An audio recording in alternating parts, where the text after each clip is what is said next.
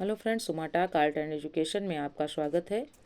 हम सामान्य ज्ञान की सीरीज लेके चल रहे थे प्राचीन भारत का इतिहास। इसमें आज हम पढ़ेंगे गुप्त साम्राज्य। गुप्त वंश का संस्थापक श्रीगुप्त था। श्रीगुप्त के पश्चात घटोत्कच गुप्त वंश का राजा हुआ। पाटलिपुत्र गुप्त साम्राज्य की राजधानी थी। इस वंश का प्रथम महान शासक चंद्रगुप्त प्रथम था और ये कब तक राजगद्दी पर रहा? 319 से 335 ईस्वी तक राजगद्दी पर इसने शासन किया। अब चंद्रगुप्त प्रथम इन्होंने सर्वप्रथम महाराजाधिराज की उपाधि धारण की थी और किससे विवाह किया? लक्षवी वंश की राजकुमारी कुमार देवी से विवाह किया। चंद्रगुप्त प्रथम ने 319 ईस्वी में गुप्त संवत चलाया था। यानी गुप्त संवत किसने चलाया था? चंद्रगुप्त प्रथम ने। कब चलाया? 319 ईस्वी में। इसके पश्चात समुद्रगुप्त वंश का शासक बना। अब मतलब चंद्रगुप्त प्रथम के बाद कौन राजा बना? समुद्रगुप्त गुप्त वंश का राजा बना, जिसको भारत का नेपोलियन कहते हैं। अब क्वेश्चन पूछा जाता है भारत का नेपोलियन किसे कहते हैं, तो हम बताएंगे समुद्रगुप्त को। ये इम्पॉर्टेंट है, बहुत ज़्यादा पूछा गया है। इसने आर्यावर्त के 9 शासकों तथा दक्षिणापथ के 12 शासकों को पराजित किया था। किसने? समुद्रगुप्त ने। समुद्रगुप्त के सिक्कों पर क्या क्या लिखा हुआ है देख लीजिए।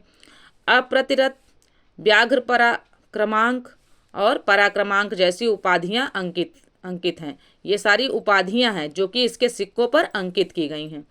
समुद्रगुप्त को कविराज की उपाधि प्रदान की गई। समुद्रगुप्त को जो है कविराज की उपाधि प्रदान की गई थी और ये जो है एक कविराज कहा गया, यानी कि ये कवि रहे होंगे तभी कविराज कहा गया। समुद्रगुप्त के संधि विग्राहक विदेश मंत्री, यानी संधि विग्राहक मतलब विदेश मंत्री तथा राजकवि कौन थे? हरिशेन थे, जिनकी रचना क्या थी? प्रयाग प्रशस्ति। अब पूछा जाता है क्वेश्चन, प्रयाग प्रशस्ति किसकी रचना थी? तो हरिशेन की थी। और ये किसके दरबार में रहते थे? समुद्रगुप्त के दरबार में रहते थे और समुद्रगुप्त के विदेश मंत्री भी थे। अब समुद्रगुप्त ने महान बौद्ध भिक्षु वसुबंधु को संरक्षण प्रदान किया था। अब पूछा जाता है वसुबंधु को संरक्षण किसने प्रदान किया था? समुद्रगुप्त ने प्रदान किया था। और ये वसुबंधु थे कौन? एक बौद्ध भिक्षु थे महान। समुद्रगुप्त का उत्तराधिकारी चंद्रगुप्त द्वितीय 375 ईस्वी में गद्दी पर बैठा। चंद्रगुप्त द्वितीय के काल में फान नामक चीनी यात्री भारत आया। अब चंद्रगुप्त द्वितीय के समय में कौन आया था? फहयान नामक चीनी यात्री जो था वो भारत आया था। अब फहयान जो इसको पूछा जाता है बहुत क्वेश्चन कि फहयान मतलब कैसा यात्री था? तो पहले तो चीनी यात्री था, चीन से आया था, चीनी यात्री था। अब जो है दूसरी बात, ये किसके शासनकाल में आया था? तो ये चंद्रगुप्त द्वितीय के शासनकाल में, या फिर लिखा आ सकता है चंद्रगुप्त विक्रमादित्य के शासनकाल में भारत आया था।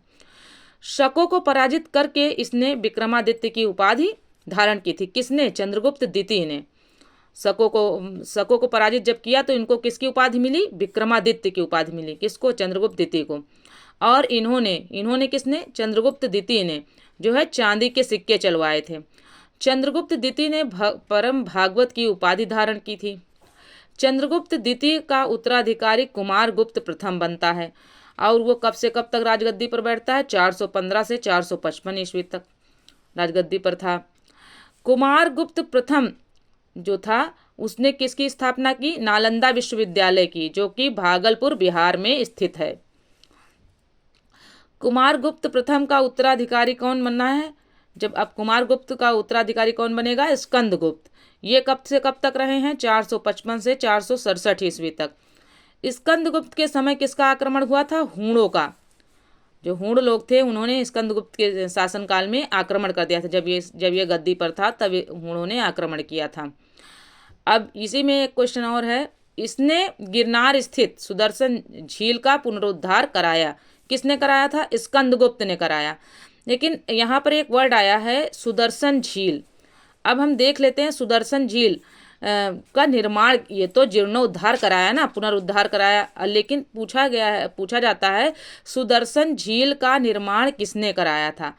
तो सुदर्शन झील का निर्माण आइए देख लेते हैं। सुदर्शन झील का निर्माण जो है चंद्रगुप्त मौर्य के आदेश पर सौराष्ट्र, पहले देखते हैं सुदर्शन झील कहाँ स्थित है। तो सुदर्शन झील जो है सौराष्ट्र के गिरनार के मध्य स्थित है। गिरनार पहाड़ी जो थी उसके मध्य स्थित है और इसका निर्माण जो है चंद्रगुप्त मौर्य, जो मौर्य वर्ग के संस्थापक थे, उनके आदेश पर, जो वहाँ के गिरनार के जो राज्यपाल थे पुष्पगुप्त, कहीं कहीं लिख के आता है पुष्यगुप्त, ठीक है, तो पुष्यगुप्त हो या पुष्पगुप्त हो एक ही बात है। तो कहाँ किसने किया था, वहाँ के गिरनार के राज्यपाल ने चंद्रगुप्त मौर्य के आदेश पर सुदर्शन झील का निर्माण करवाया था, जो कि गिरनार की पहाड़ी में स्थित है, ठीक है।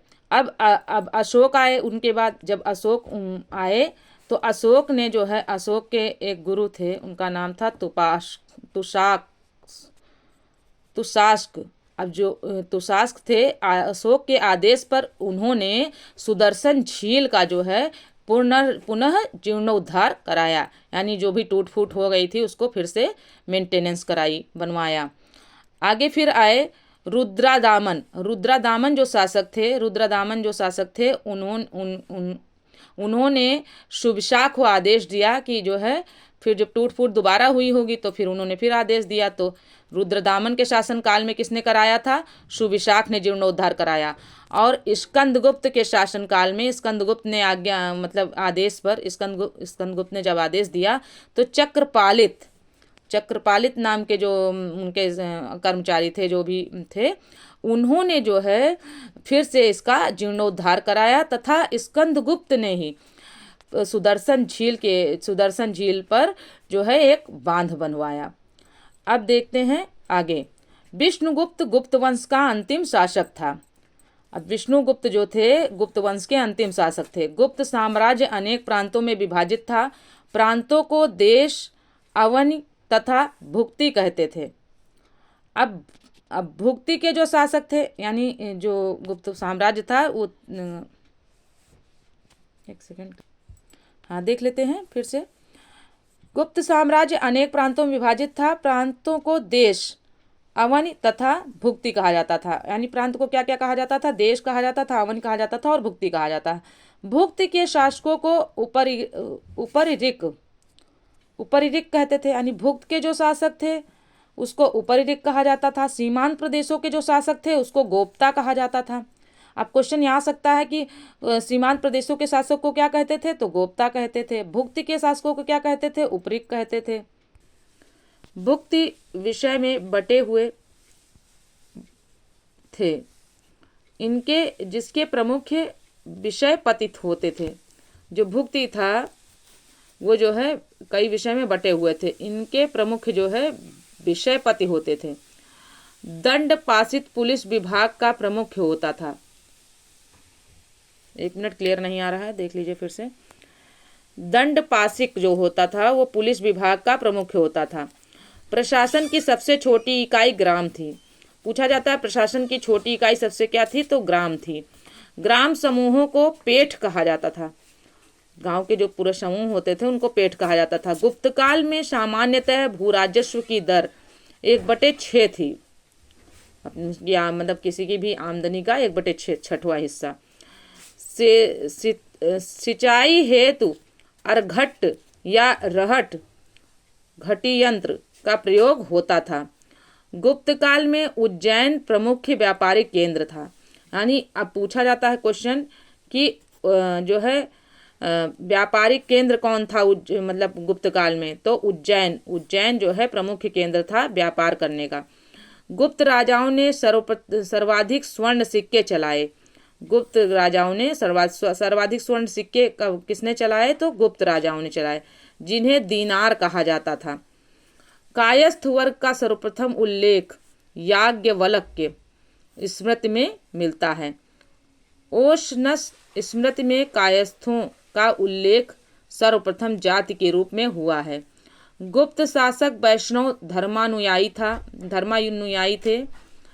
जो गुप्त शासक थे वो विष्णु भगवान को मानते थे, कहने का मतलब।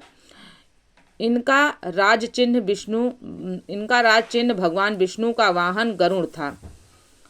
देवगढ़ के दशावतार मंदिर का निर्माण गुप्त काल में हुआ है। मंदिर निर्माण की कला का प्रारंभ गुप्त काल में हुआ। पुराणों की वर्तमान रूप में रचना गुप्त काल में हुई। गुप्त काल में याज्ञवल्क, नारद, कात्यायन एवं बृहस्पति स्मृतियों की रचना हुई थी। यानी कि ये जो याज्ञवल्क के वगैरह हैं, नारद है, कात्यायन है, बृहस्पति हैं, इन सब की रचना किस काल में हुई थी? गुप्त काल में। अजंता में गुफा संख्या 16, 17 तथा 19 गुप्तकालीन हैं। यानी जो अजंता की गुफाएं हैं, अजंता एलोरा की गुफाएं जो महाराष्ट्र में पड़ती हैं, वो जो है महाराष्ट्र के जो औरंगाबाद में ये अजंता एलोरा की गुफाएं हैं, ये जो अजंता की गुफा थी वो जो है क्या कहते हैं कि अजंता की 16वीं गुफा, 17वीं गुफा तथा 19वीं गुफा किसकालीन है? गुप्तकालीन है, यानी गुप्त वंश के समय में बनी है। इसमें महात्मा बुद्ध के विभिन्न दृश्यों, जन्म, महाभिनिष्क्रमण, महापरिनिर्वाण और आदि का चित्रण हुआ है। यानी जो अजंता की गुफाएं, उसमें महात्मा बुद्ध के जो 16, 17 और 19 गुफाएं हैं, नंबर की गुफाएं हैं, इन सब में महात्मा बुद्ध के जो भी उनके हुए हैं, जन्म है, महाविक्रमण है, ये सब जो है इन गुफाओं में दिखाए गए हैं, चित्रित किए गए हैं। अजंता की गुफाएं बौद्ध धर्म के महायान शाखा से संबंधित हैं। अब ये क्वेश्चन पूछा जाता है, जो अजंता की गुफाएं हैं, बौद्ध धर्म के किस संघ से संबंधित हैं? तो महायान शाखा से संबंधित हैं। चंद्रगुप्त द्वितीय के दरबार में महाकवि कालिदास एवं प्रसिद्ध आयुर्वेद चिकित्सक धन्वंतरी निवास करते थे। खूब पूछा जाता है कि चंद्रगुप्त, ये जो कालिदास किसके दरबार में रहते थे? चंद्रगुप्त द्वितीय के, यानी चंद्रगुप्त विक्रमादित्य के दरबार में रहते थे। एवं प्रसिद्ध धन्वंतरी, और धन्वंतरी किसके दरबार में रहते थे? वो भी चंद्रगुप्त द्वितीय के दरबार में थे। अब ये जो कालिदास थे ये प्रसिद्ध लेखक थे, और ये जो धन्वंतरी थे ये जो है आयुर्वेदिक चिकित्सक थे। आगे देखते हैं, आर्यभट्ट महान गणितज्ञ थे। इन्होंने आर्यभट्टीय तथा सूर्य सिद्धांत नामक ग्रंथ लिखा। गुप्त काल को भारतीय इतिहास का स्वर्ण काल कहा जाता है। अब क्वेश्चन बहुत ज़्यादा इम्पॉर्टेंट है, ये प्रश्न आया हुआ है और कई बार आया है। ये पूछा जाता है, गुप्त काल को भारतीय इतिहास का स्वर्ण काल कहा जाता है। नहीं, पूछा जाएगा भारतीय इतिहास का स्वर्ण काल किसे कहा जाता है? तो गुप्त वंश को कहा जाता है। आर्यभट्ट ने सर्वप्रथम बताया कि पृथ्वी सूर्य की परिक्रमा करती है। यह आर्यभट्ट बहुत महान थे। उन्होंने जो है इस सूर्य सिद्धांत की रचना की और उसमें बताया कि पृथ्वी सूर्य की परिक्रमा करती है। आइए देख लेते हैं आगे, गुप्तकालीन मंदिर। अब गुप्त वंश के शासकों ने जो भी मंदिर बनाए थे, देख लेते हैं कौन कौन से मंदिर हैं। विष्णु मंदिर तिगवा जबलपुर मध्य प्रदेश में है। शिव मंदिर भूमरा नागौद मध्य प्रदेश में है। पार्वती मंदिर नचना कुठार मध्य प्रदेश में है। दशावतार मंदिर देवगढ़ ललितपुर उत्तर प्रदेश में है। शिव मंदिर खोह नागौद मध्य प्रदेश में है। भीतरगांव मंदिर भीतरगांव कानपुर उत्तर प्रदेश में है। लक्ष्मण मंदिर सिरपुर रायपुर छत्तीसगढ़ में है। ये सब जो है ईंटों द्वारा निर्मित, ये जो लक्ष्मण मंदिर है ये ईंटों द्वारा निर्मित है। ओके फ्रेंड्स, ये वीडियो यहीं तक था। आइए देख लेते हैं बॉक्स में एक क्वेश्चन।